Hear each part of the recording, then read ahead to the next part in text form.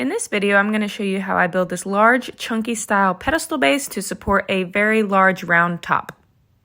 I start off by cutting all of my 2x6 material as well as my 1x material on my miter saw. I prefer to use my 10-inch Pedestal Capex for most of the cuts, but I do have to go over and use my 12-inch Makita to cut the 30 and 60 degree pieces for the bracing.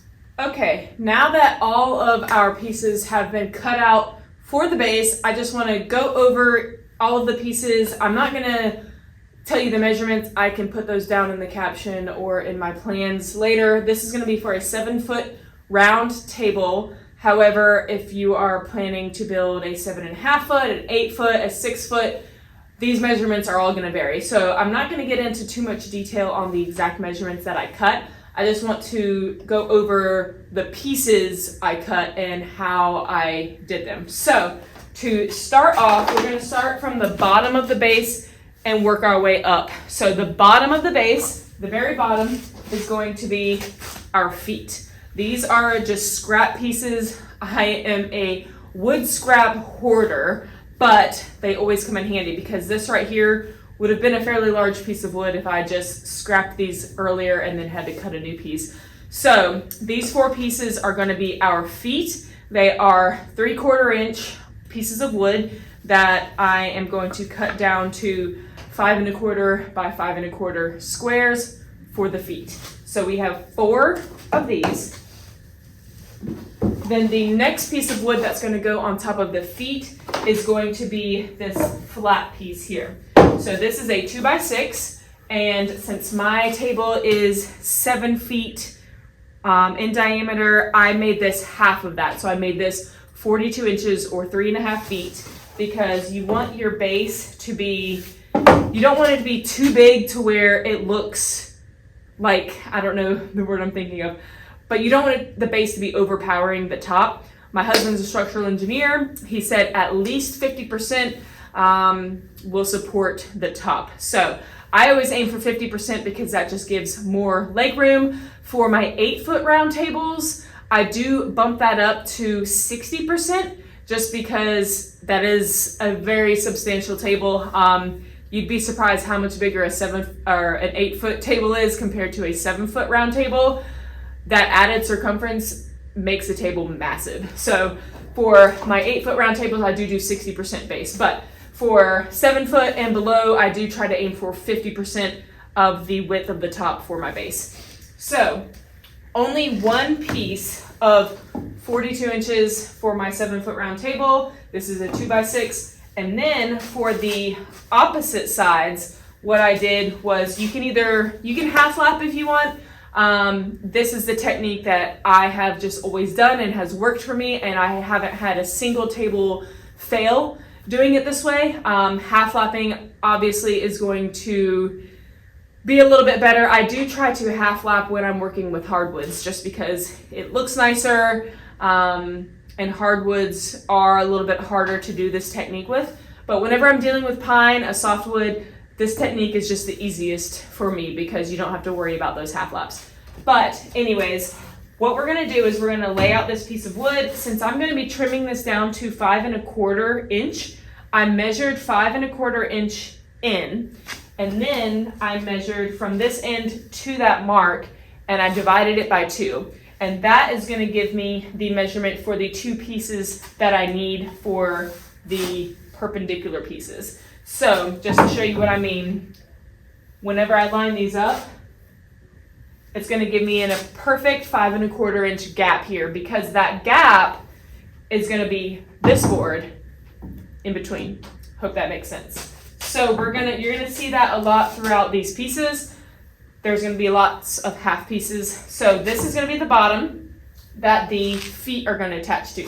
Now, the part that's going to attach to this piece is going to be the same length, but they're going to have 45 degree cuts on each side. So from long end to long end is going to be the same measurement as this piece. So when you lay that down, it's exactly that width or that length. So the same thing, I'm going to flip it, measure 5¼ in, measure to that mark, divide in 2, and that is going to give me the measurement for the perpendicular pieces for that piece. One side is going to be flat because it's going to butt up against this piece, and then the other side is going to be at an angle to match those. So now I cut 2 of these pieces because we're going to have one on the bottom and we're going to have one on the top.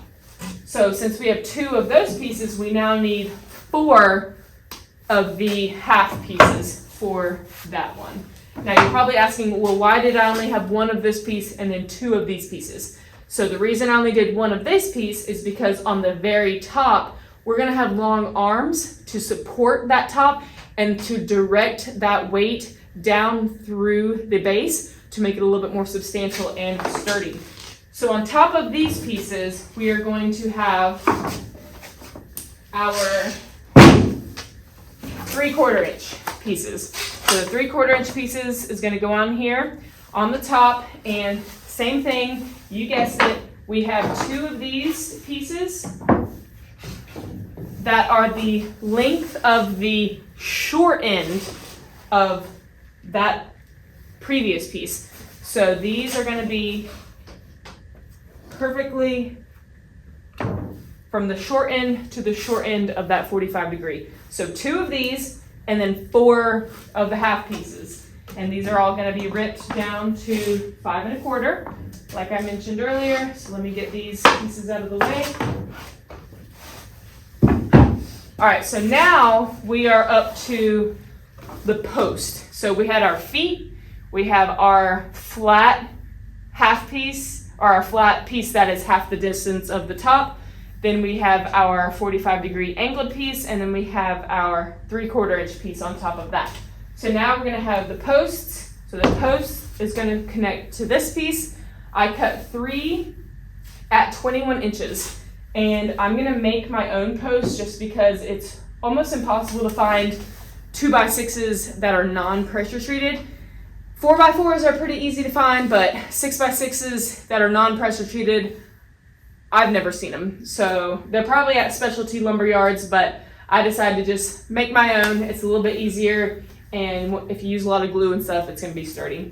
So we have the post, and then we're going to have essentially the same thing on the top. So we're going to have the 3/4 inch piece, we're going to have the piece with the 45° angle. However, instead of having that bottom piece, the reason we only had 1 of these is because we're going to have long arms to support that large table. So this is going to be one of the arms.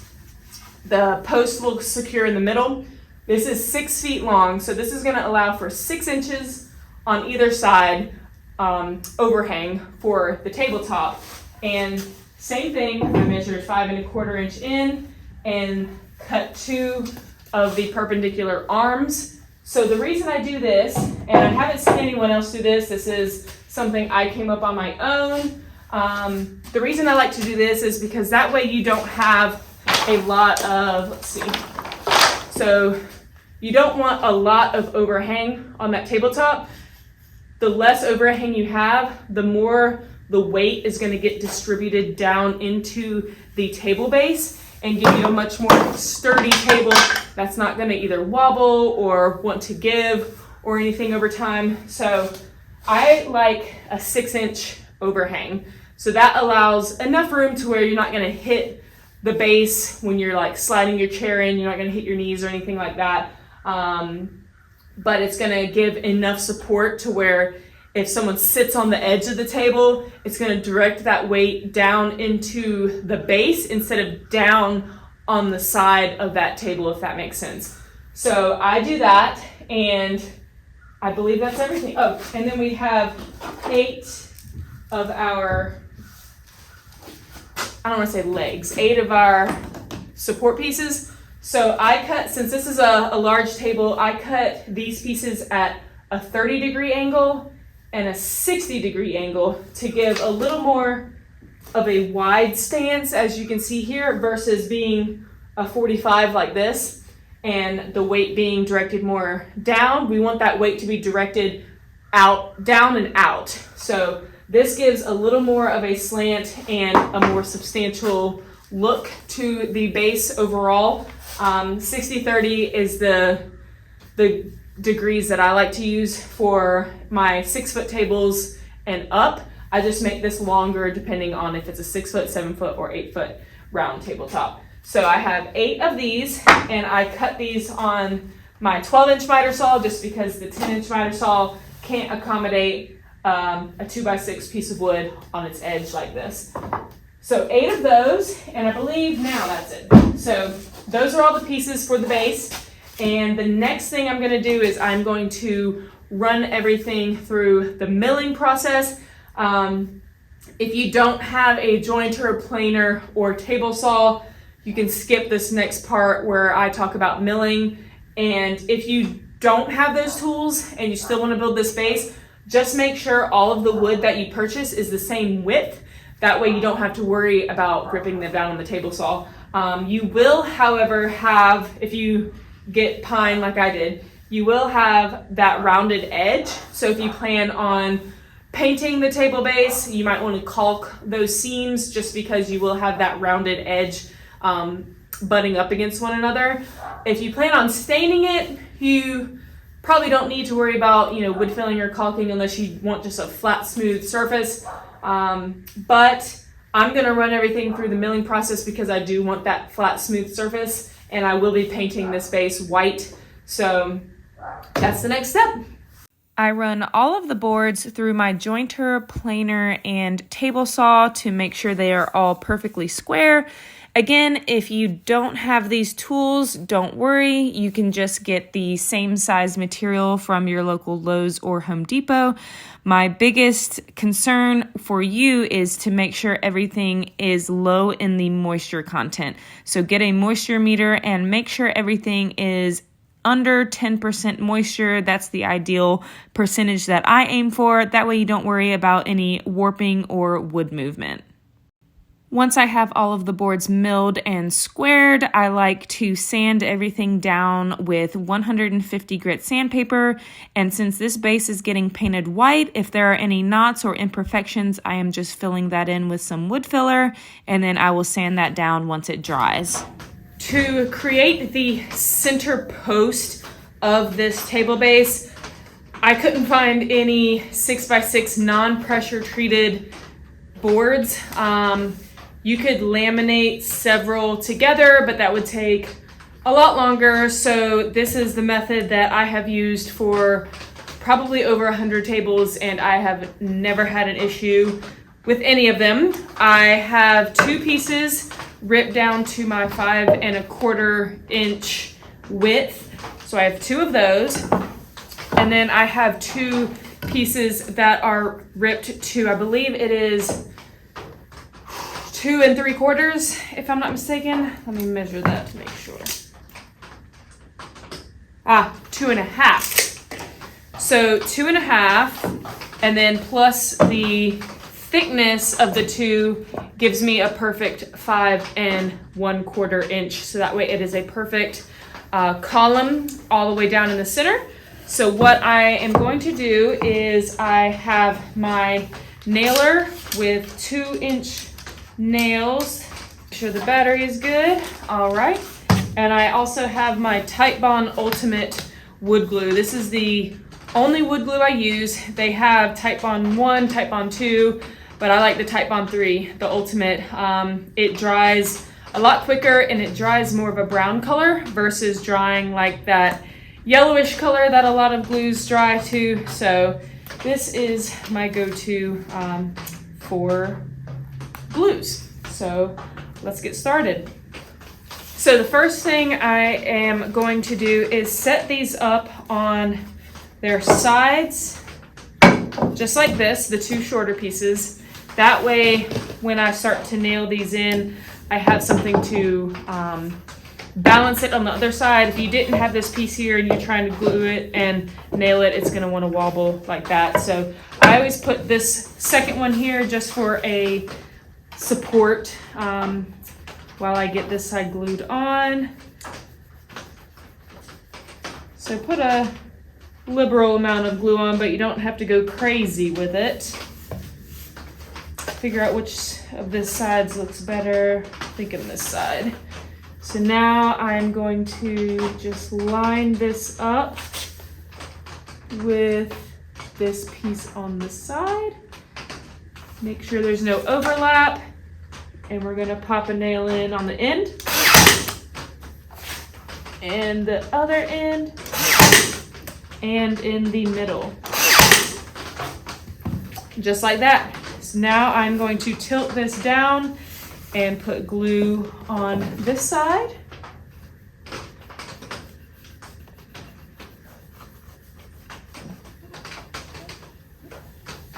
And I don't ever worry about spreading this glue around. Once you put this on top, it kind of smushes it around and spreads it out for you. Kind of wiggle it a little bit just to make sure it's nice and spread even. Get that seam to where there's no overlap. And always make sure to move your finger before you shoot that nail.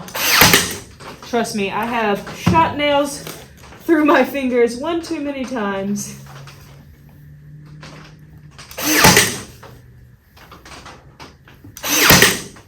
All right, so now we have 3 sides. We're going to flip it over, add more glue to both pieces this time because I'm not going to be able to move that other piece.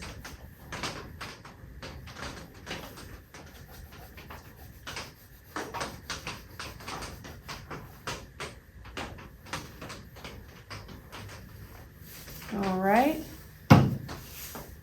Find out which is our good side. I'd say this side is. And we're going to line that up. Both sides.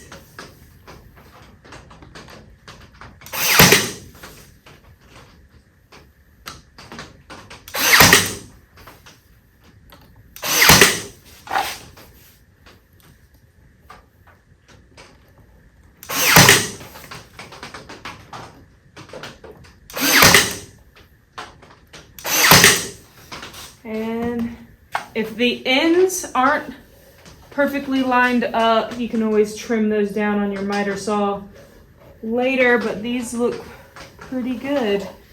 So now I'm just going to let this dry, and for added measure, what I like to do, just in case those seams aren't perfectly put together, I'm going to go grab some clamps.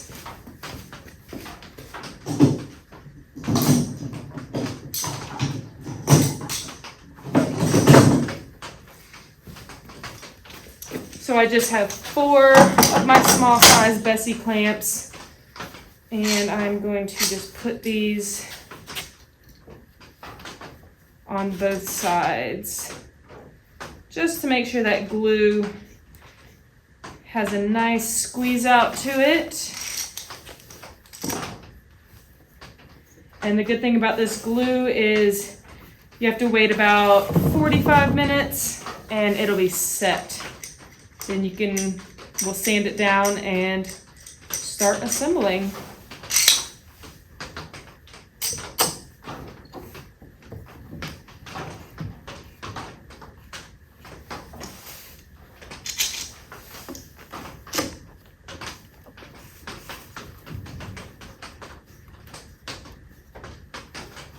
All right, we have an even squeeze out of glue, as you can see, on the seams. So that means that joint is super glued together. Once this dries, this is not coming apart. Fun fact about wood glue is that joint is going to be stronger than the wood itself. So if you tried to break this, it's going to break in the wood grain before that seam breaks. So pretty cool stuff. Once this glue dries, I will sand it and add it to the rest of the sanded parts and ready for assembly. All right, now that everything is cut out and sanded down smooth, we are going to assemble. The tools that you're going to need to assemble are an 18 gauge brad nailer, 2 drills. I have an impact driver and just a regular drill. The regular drill has the drill bit and the impact driver has the driver bit, 2-inch screws, tape measure.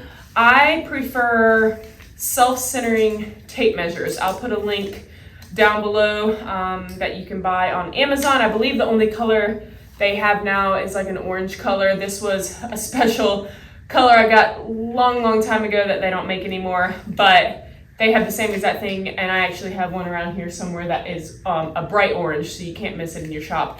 But self-centering means that whatever the measurement is, right below that measurement is going to tell you the half mark, which when you're assembling these table bases is super helpful because that way you're not having to do too much math.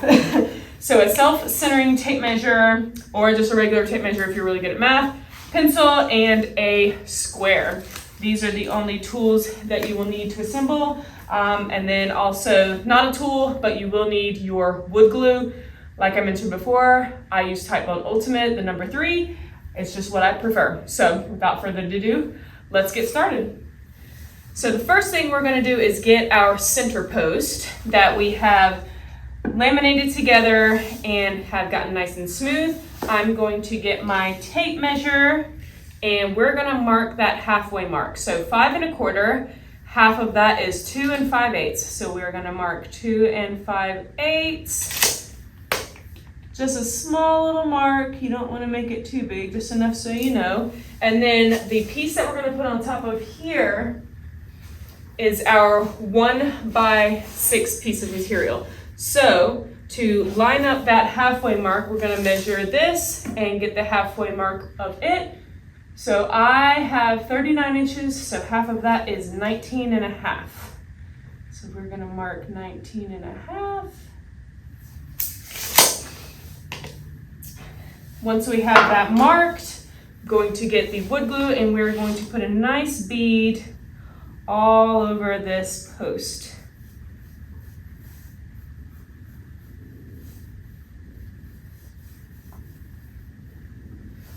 And once we have that bead of glue, we are going to find our mark and we're going to line that mark up with the mark on the center post.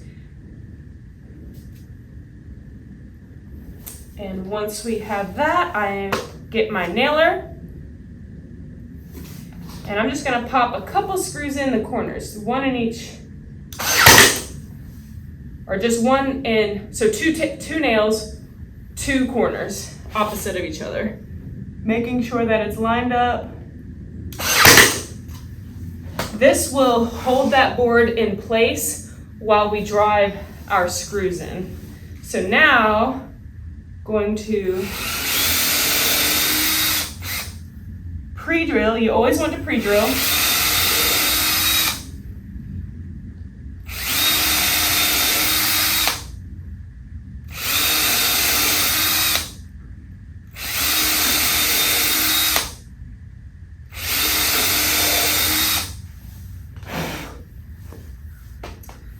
So I have 6 holes pre-drilled. I left the 2 corners where the nails are alone just because the nails are holding that in place, and 6 screws should be more than enough to hold this piece down to the post. So now I'm going to get 6 of my screws and using my impact driver, we're going to drive these down. Don't overdo them, but enough to where they're not.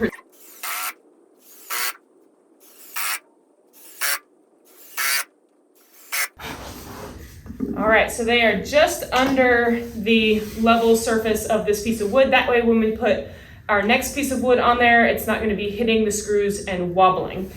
So once we get this piece securely attached to the post, make sure you don't have any glue seeping out. If you do, wipe it off. Next thing we're going to do is you're going to get your square and you are going to line that up with the edge of the post here and just draw a line. Same thing for the other side. Draw a line. And those of y'all concerned that I'm on my knees on the concrete, I'm doing this for you guys because I usually do it on my workstation, but my workstation is very messy and my tripod doesn't go up that high. So Don't worry about me, my knees are fine. So once we have these lines marked, we know that is square, that is where our post is on the top side. We are going to make that halfway mark opposite, so going this way. So the thickness of this board, which should be the 5 1/4, so we're going to do 2 5/8. Make that mark. And now we're going to get our long board that has the 2 45-degree cuts there. So let's mark our halfway mark on here. So 21, since it's 42, make sure that's right. Yeah, 21, okay.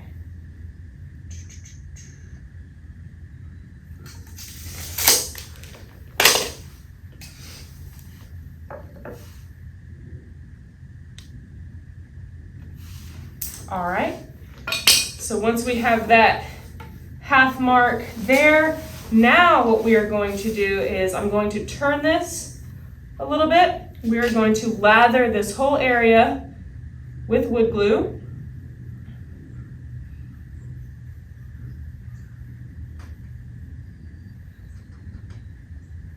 Get it nice and coated.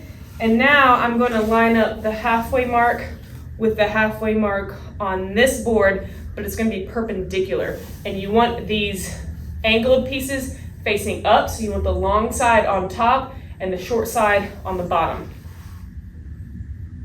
So we're going to line that up, making sure it is perfectly between those two lines that we just made. We're going to use our nail gun, just like we did before. To nail that in place, I usually put one in, and then just to make sure I get my square out and make sure that that board is indeed square and perpendicular to that bottom board. Put a second nail in. Now that board isn't going anywhere, and we can put our screws in. For these pieces, I only put 4 screws in. That is usually more than enough. 4. Blow away all the sawdust. Get 4 screws out. And we're going to drive those down, same way as before, making sure that they are not protruding.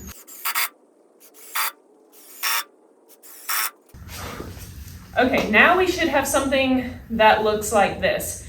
To make this even, so we can flip it over and have a nice even surface to work on, I'm going to go ahead and attach these 2 pieces to make this a level playing ground here, which are those 2 half pieces, if you remember from the cut list, that we are going to put on either side here. So one is going to go right here, and the other is going to go right here. So, measured correctly, some of these boards may be a hair long, so you may have to trim them as you go, depending on how you sanded, how much you sanded, etc. So if I have to run away, you may see me do that just to trim a few boards down to make them perfect. Bandit, you want to say hi to everybody? This is Bandit. He's my shop dog. Lulu is a little more girly. She's inside right now, but this is my buddy. You keeping me company, bud? Yeah. All right, bud. Gotta get to work. So we're gonna lather both of these sides with glue. I try to stay away from the edges just so that glue doesn't really squeeze out as much. Just put a good thick layer on there. And I also get the side up here some. And then once I have that, I just lay these pieces down, give them a little wiggle to spread that glue around.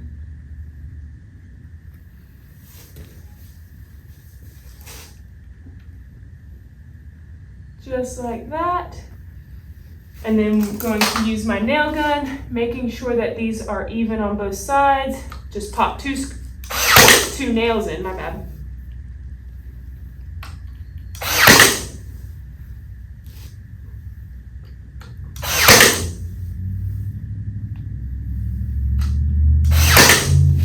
So those boards are held in place just like that. Now I only put 4 screws on each board here.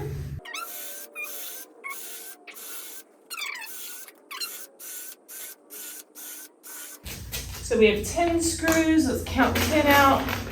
Andy, you want to help me, buddy?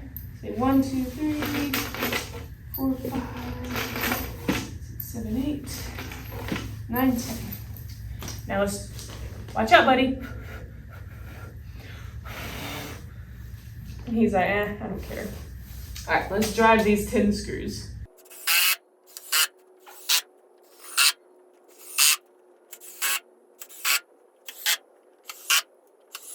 All right, so this is actually gonna be our top. I'm not gonna add the long arms just yet. I wanna get the bottom completely done before we do that. So now that we have a nice level surface here, I'm going to flip it over.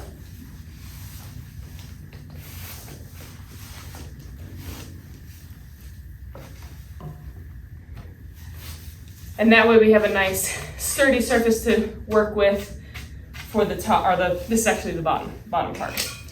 So, just like we attached those half pieces on the bottoms, I'm gonna attach the half pieces on either side here with the 1x pieces that we have. So they're gonna go just like that. And for these, I don't use screws because you don't want the screws to be seen from the outside because we're going to be painting the outside. And you probably could wood fill them and everything, but the nails work just fine because the thing that is going to hold this together is this glue here. And then once we add the cross pieces, that'll secure them down even more. So put that down, wiggle it around to get that glue nice and evenly spread out. And I like to try to put the screws or the nails where I think those cross pieces are gonna go. That way you won't see them once we get them put on.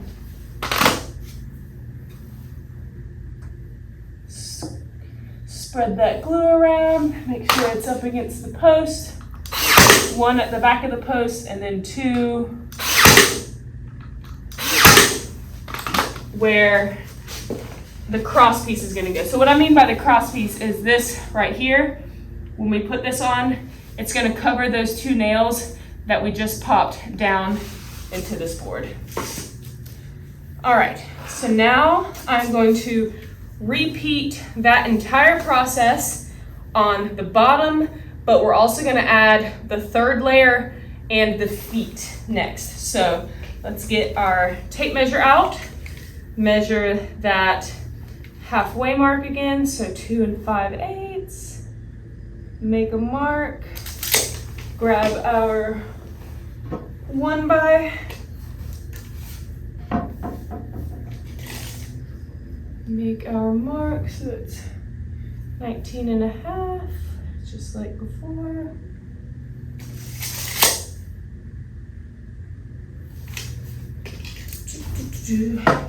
So as you can see, it's more just pretty repetitive process, but it's not that hard. Let's get that glue all over there, like so. We're gonna line up those 2 lines, and let's pop in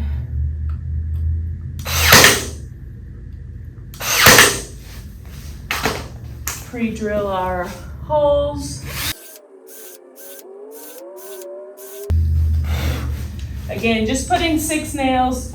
I keep messing up screws. Keep calling my screws nails and my nails screws. One of those days. All right, let's drive these screws.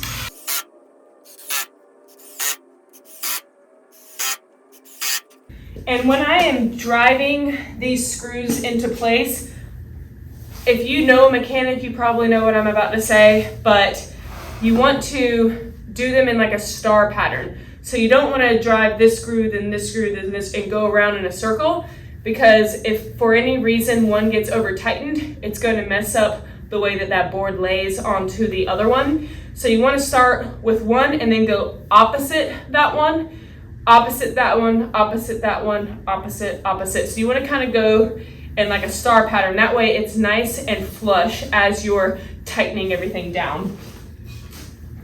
All right, we're going to get our square out, mark our lines.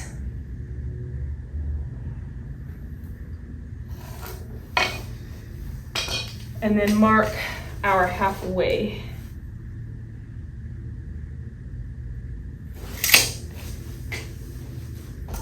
Get our longboard.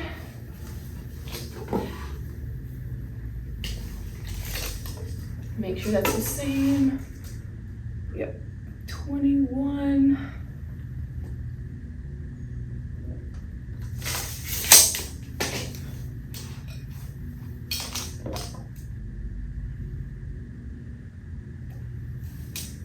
All right, let's lather this up with some glue.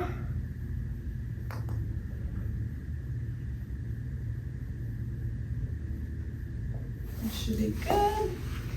And we're gonna put this on top here.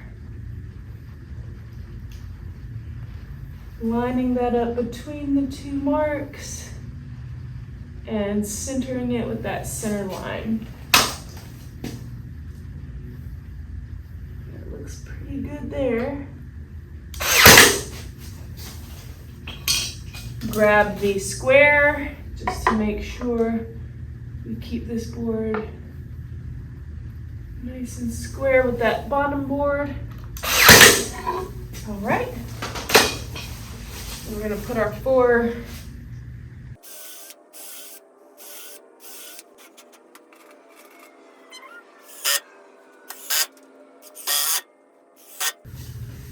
all right. So same thing we did on the other side. Grab our half pieces, make sure those are good, which it looks like they are. And let's attach these.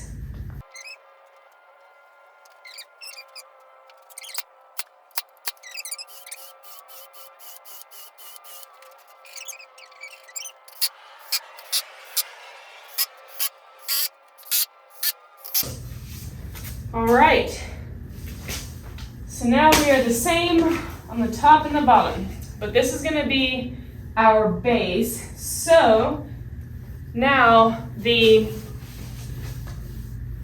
part that we just have our 2 half pieces, so this part right here is the part that we're gonna now cross this with. So that'll add a lot more structure and support to those joints, because now this is going to be holding it down. So I always like to put this on here.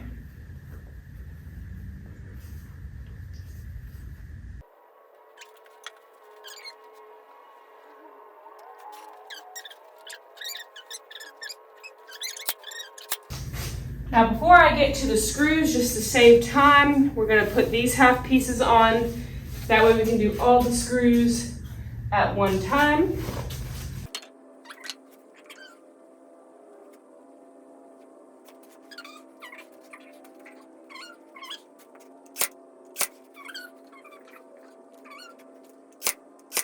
All right, now we're gonna do all of our screws at the same time. So I like to put one in the middle, one in the middle edge, and then 2 on the end.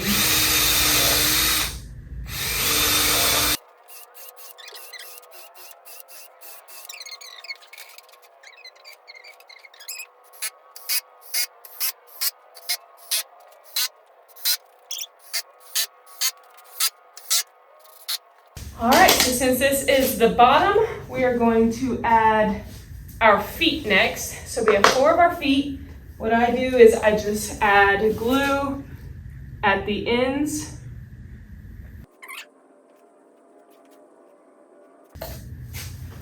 Grab my nail gun, and we are just going to tack these in place. So again, spread that glue around, line it up.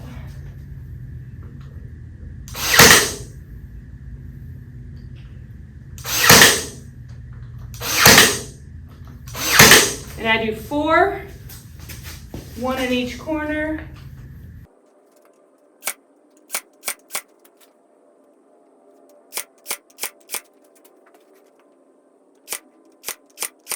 And now we have our feet.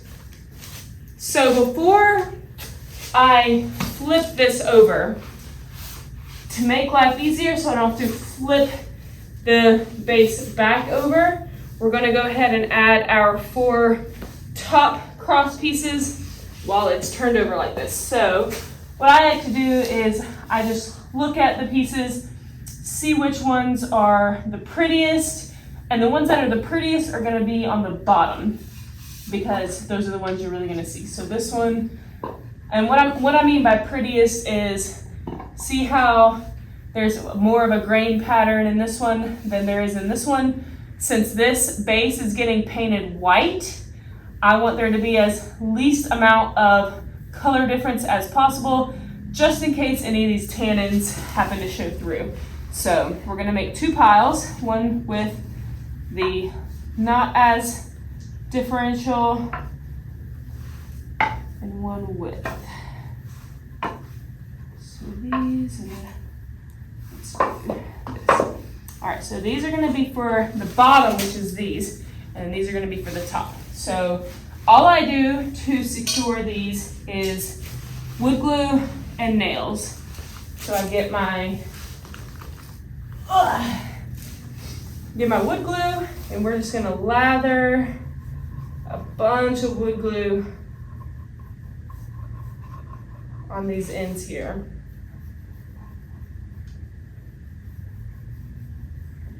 Really covering the entire end if you can. And then we're going to line these up.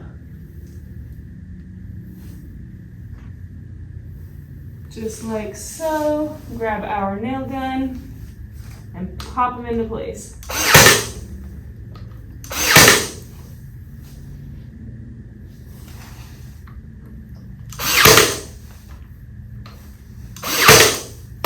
If there's any glue squeeze out, just make sure to wipe.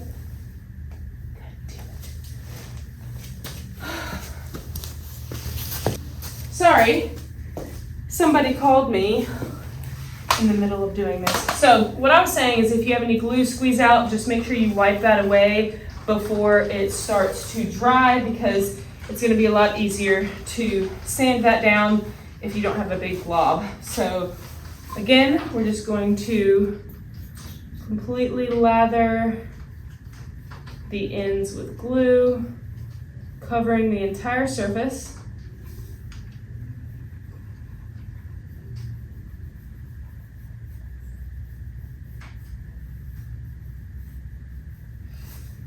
And then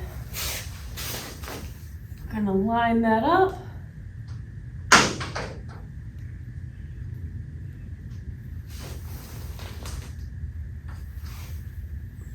And nail it in place.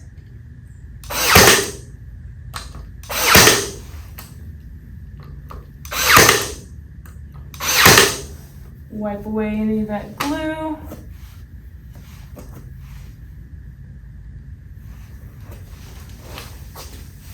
And repeat 4 times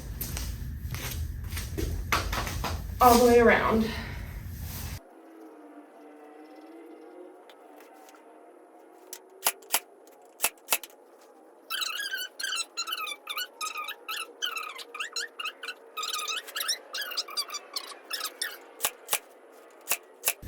And I forgot to mention, I make these a little bit less, about 1/4 inch to 1/2 inch skinnier than the rest. That just gives it a little extra dimension, or I don't know the word I'm looking for. It just looks aesthetically better than everything being the same width. So now we're gonna flip her over real gently.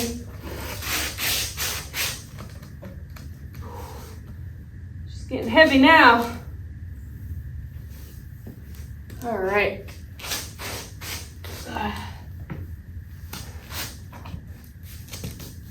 Make sure we got all the dust off.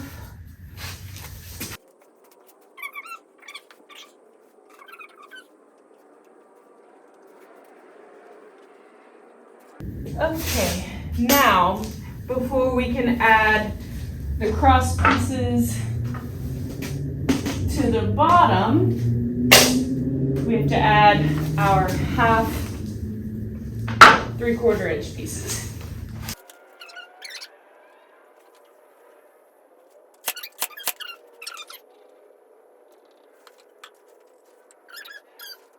One in the back. All right, now we can add our cross pieces.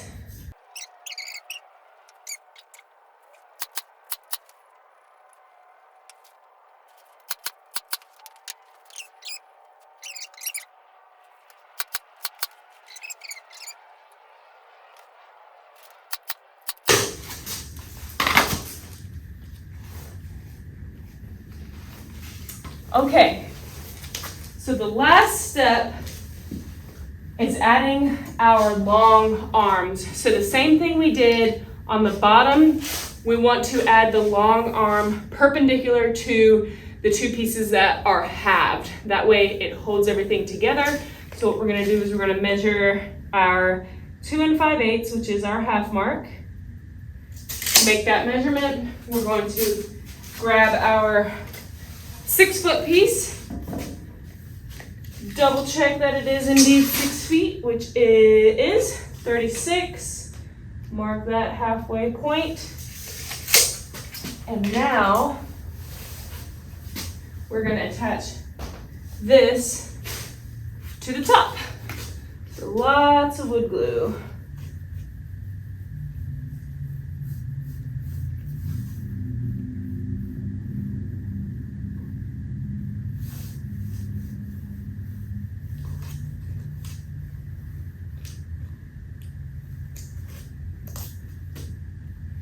And I'm gonna go ahead and add the wood glue on our sides, that way we can get those half pieces down as well.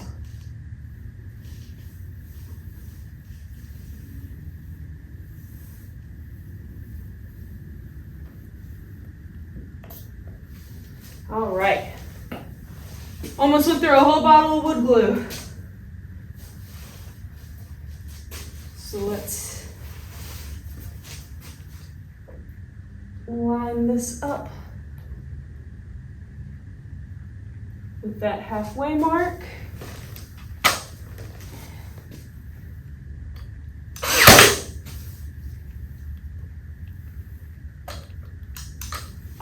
Ran out of nails. Let me go grab some more. It never fails. I always run out of nails, either right as I'm finishing or whenever I need them to hold. All right, so we have that set in place. Now we're going to get our half pieces and we are going to set these in place, line them up.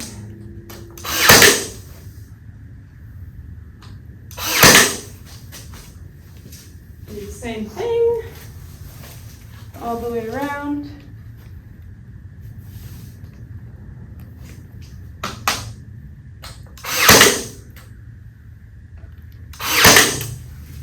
All right, there we go. Now we're gonna add a ton of screws just to make sure this doesn't go anywhere. So in the middle part here, I'm gonna add 4.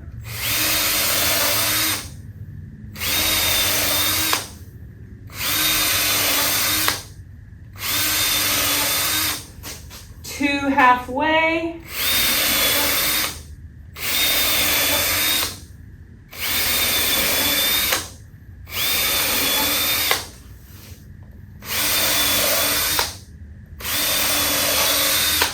2 at the end.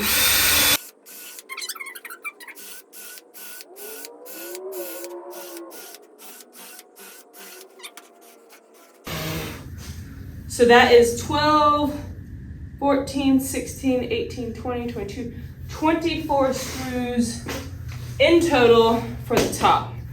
Now I'm going to count those out.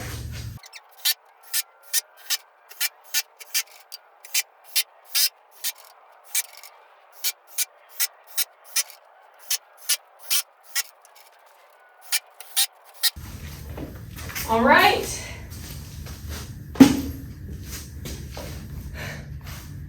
There we have it. A large table base that will easily accommodate a 7-foot round solid tabletop. So this table is going to have a painted base and then an oak top. So the oak top is going to be pretty heavy, but I'm going to wait until the glue dries. I'm not going to demonstrate it right now, but I'm about 160 pounds. I can easily jump up and down on this thing on the edges. It's not going anywhere. The next thing I'm going to do, I'm not going to show it in this video, this was just a build video, but the next thing I'm going to do is I'm just going to wood fill any of these nail holes, and then since the base is getting painted, I want it to be as seamless as possible, so I'm going to caulk all of these seams just to make sure it's perfect. And then I'm going to cut these slots with my biscuit joiner for the Z-clips,